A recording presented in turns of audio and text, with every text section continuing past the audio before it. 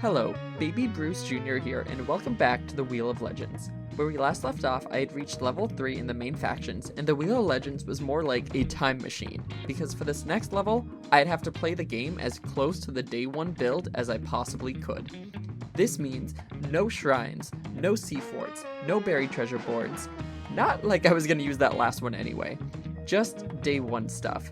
With my sloop barrels emptied of anything other than wood and regular cannonballs, and my starting supplies dwindled to the amount that it used to be, I was ready to begin at Plunder Outpost. To make sure I stayed on mission and to keep things simple, I decided I'd do one voyage in each of the main 3 factions to get me to the next level. At the start of the game for gold hoarders, there were dig quests. Order of Souls, there were skeleton captains, and merchants had animal voyages. Before leaving though, I went barrel to barrel and took only one type of each supplies from each barrel. With no throwables, bait, chain shots, or additional fruits at launch, I was left only taking cannonballs, bananas, and planks of wood. I started with the dig quest first by going to Lookout Point, where I took note of the phantom that was attacking me that I could do nothing about, since it wasn't part of the day 1 build. I healed up with bananas and brought the castaway chest to the nearest outpost to turn it into the gold hoarders and level up. Next, I was going to do some Order of Souls, which brought me to Snake Isle. I heard a mysterious humming sound coming from underwater. I also saw a trident wash ashore, but I couldn't interact with any of this. I could, however, interact with the washed up treasure chest, which I emptied and planned to use to transport the Order of Souls skulls. All 3 of these voyages made it very clear what the actual best update to ever come to Sea of Thieves was. I'm talking about Harpoons. Swimming loot back and forth made me very sad, and I think Sea of Thieves should have waited to launch until Harpoons were ready. The game is not the same without Harpoons. I did the skeletons, and I did the chickens, leveling me up to level 4 in both Order of Souls and Merchants. I got the voyages done, so my time playing Sea of Thieves on day 1 was over. Or was it? Right before logging off, I saw a brigantine parked to the north at Kraken's Fall, and figured I'd check out what day 1 PvP looked like. I was curious. So I headed on over, and I figured I'd probably sink because any other ship that I encountered would not be using the day 1 rule set, so they'd have access to a lot more supplies than I had. Lucky for me, this brigantine was filled with brand new players, and while I could have sunk them, I decided there was one final day 1 experience I wanted to have before logging off, and I thought they'd appreciate participating in it with me. The Skeleton Fort, the original world event, was active in my server.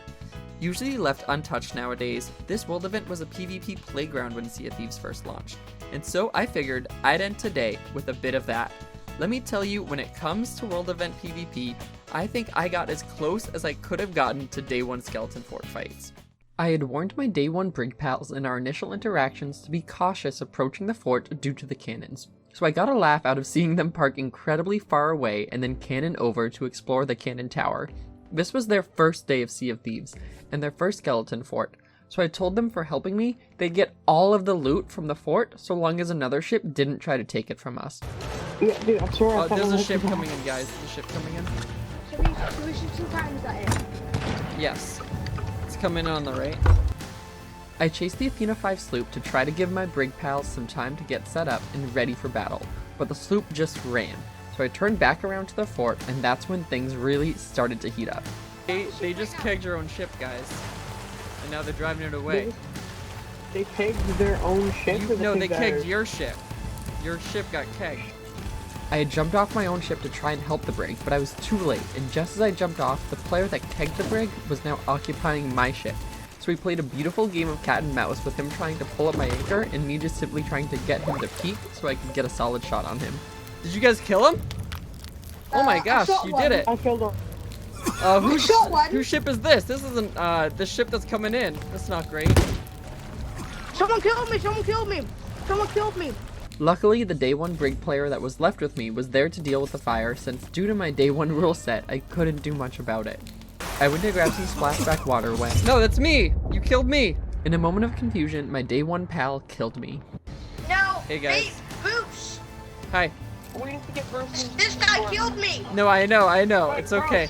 By the time I was back in my ship, my other day 1 brig pal was nowhere in sight, and so I headed out to open waters to take down the invading brigantine once and for all.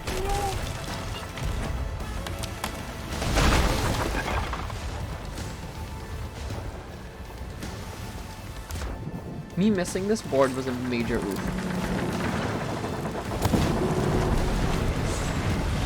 GG's, dude.